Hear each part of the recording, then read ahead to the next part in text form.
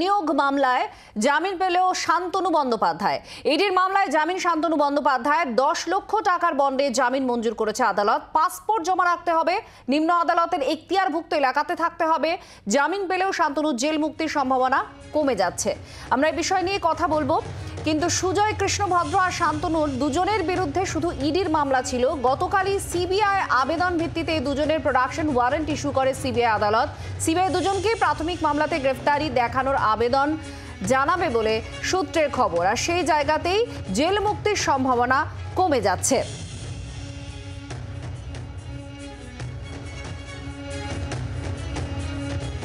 নিয়োগ মামলায় জামিন এবার শান্তনু বন্দ্যোপাধ্যায়ের 10 লক্ষ টাকার বন্ডে জামিন মঞ্জুর আদালতের।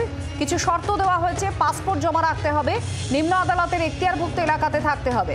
আমাদের সঙ্গে পিয়ালি মিত্র আমাদের প্রতিনিধি আছেন। পিয়ালি, কি জানা যাচ্ছে, জেল মুক্তির সম্ভাবনা কেন কম জামিন পেলেও?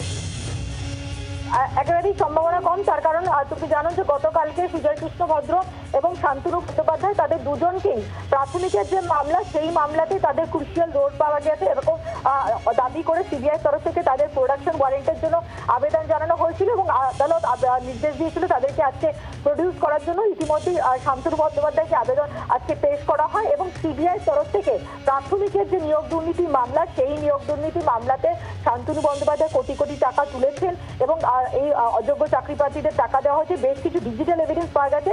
সেই সমস্ত তথ্যকে সামনে রেখে সিবিআই প্রাথমিক মামলাতে তাকে শোন অ্যারেস্ট দেখিয়ে 4 দিনের জন্য তাকে কাস্টাডিতে নেওয়ার জন্য আবেদন জানিয়েছে।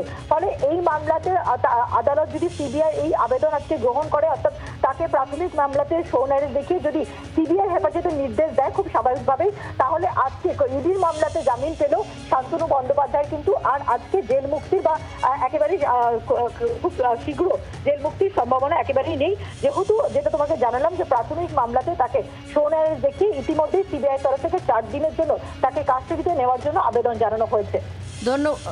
ধন্যবাদ পিয়ালি মিত্র আমাদের প্রতিনিধির সঙ্গে ছিলেন। এবার শান্তনু বন্দ্যোপাধ্যায় কি বলছেন, তাকে জামিন দিয়েছে আদালত, কি বলছেন শুনুন।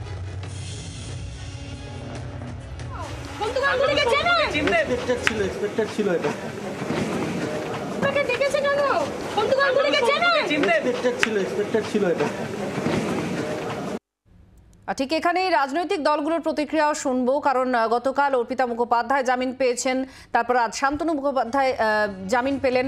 শ্রমিক ভট্টাচার্য বিজেপি রাজ্য মুখপাত্র, তিনি কিভাবে দেখছেন এই জামিন শুনুন। এই থেকে তো জামিন পেতেই হবে, জামিন পাওয়া একজন অভিযুক্তের তো অধিকারের মধ্যে পড়ে, কিন্তু জামিন পাওয়ার অর্থ খালাস হয়ে যাওয়া নয়।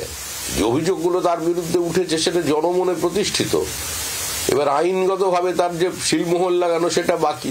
জামিন পেয়েছেন, যদি ঘুরে মনে করেন যে সবকিছু ঠিকঠাক হয়ে গেছে আবার আগের মতো অভয় আরণ্যে বিচরণ করবেন, সেটা সম্ভব নয়। আমরাও মনে চাই যে এই ইনভেস্টিগেশন এর গতি আরো ত্বরান্বিত হোক। মানুষ প্রকৃত অপরাধীদের দেখতে চাইছে, কারণ আমরা যাদের এখন পর্যন্ত গ্রেপ্তার হতে দেখেছি তারা 5 পয়সা 10 পয়সা 15 পয়সার এজেন্ট, কিন্তু আসল রুই কাতলা বড় মাথা সেই তারা কোথায়? এটা তো মানুষেরও প্রশ্ন, আমাদেরও প্রশ্ন।